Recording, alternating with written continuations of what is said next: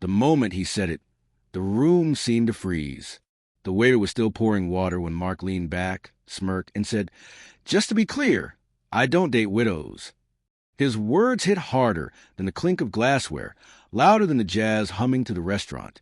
I felt every table around us fade away as if the universe itself had leaned in to listen, waiting to see whether I would shrink or strike back. I didn't blink. I didn't flinch. I smiled. On the outside, I looked calm, elegant even. Inside, a storm was waking up. Mark had arrived late, checked his watch twice before ordering, and spent the first 10 minutes talking about his car, his job, his gym routine. I already knew what kind of man he was, but when he dismissed my entire life with one careless sentence, something ancient and powerful settled into my chest. "Good to know," I said softly. "Then this should be an interesting evening." He laughed, mistaking my composure for agreement.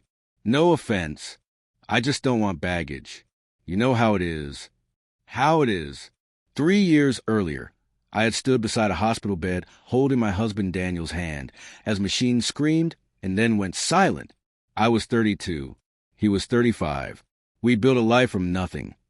Late-night takeout, shared dreams, whispered plans about a future we never got. When he died, people told me I was strong.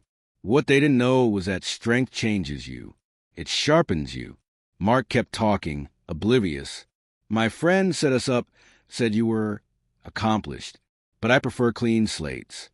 I took a sip of wine and let him dig deeper. "You know," he continued, lowering his voice as if sharing wisdom, "widows are always comparing. Ghosts in the room. I don't compete with dead men." That was the moment I decided he wouldn't leave this table unchanged. "You're right," I said. "Comparison can be uncomfortable." He nodded, pleased with himself. "What do you do, Mark?" I asked.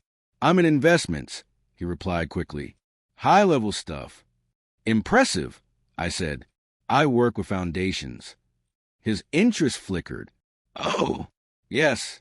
I manage donor relations for a private philanthropic network. We fund startups, hospitals, scholarships. Quiet money."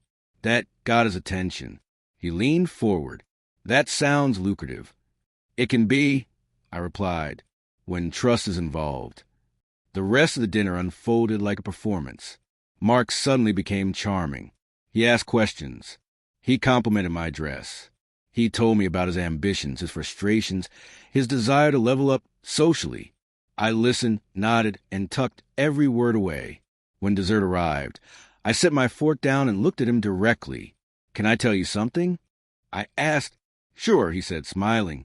"My husband Daniel built the software platform your firm uses for risk analysis." His smile froze. "He sold it years ago, anonymously." I continued.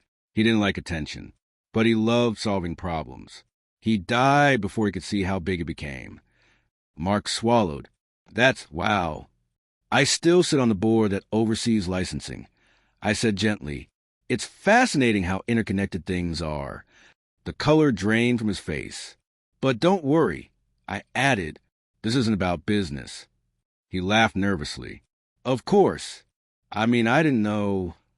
"I know," I interrupted, still calm. "You didn't ask." The check came. I picked it up before he could reach for it. "I've got this," I said. No, Please," I insisted. "Consider it a clean slate." Outside, the night air was cool. Mark stood awkwardly, unsure whether to hug me, thank me, or apologize. "I hope I didn't offend you earlier," he said finally. "I was just being honest." "I appreciate honesty," I replied. "It reveals character." He forced a smile. "Maybe we could do this again." I looked at him, really looked at him. The man who thought loss made someone lesser. The man who believed love expired with death. "I don't date men who mistake empathy for weakness," I said. "But moments like this are educational." His phone buzzed, then buzzed again. He glanced down, frowning. "That's weird." I stepped back. "You should check that." As I walked away, I heard his sharp inhale. His firm had just received notice, effective immediately. The licensing agreement was under review due to values misalignment, a phrase Daniel used to love. I didn't turn around. Later that night, I poured myself tea and sat by the window of my apartment. Daniel's photo rested on the shelf, his smile familiar and steady. They never see us coming. I whispered. Being a widow didn't make me broken. It made me precise. And tonight, a man who dismissed a life with a sentence learned something far more permanent. Some lessons don't come from love. They come from underestimating the woman who survived it.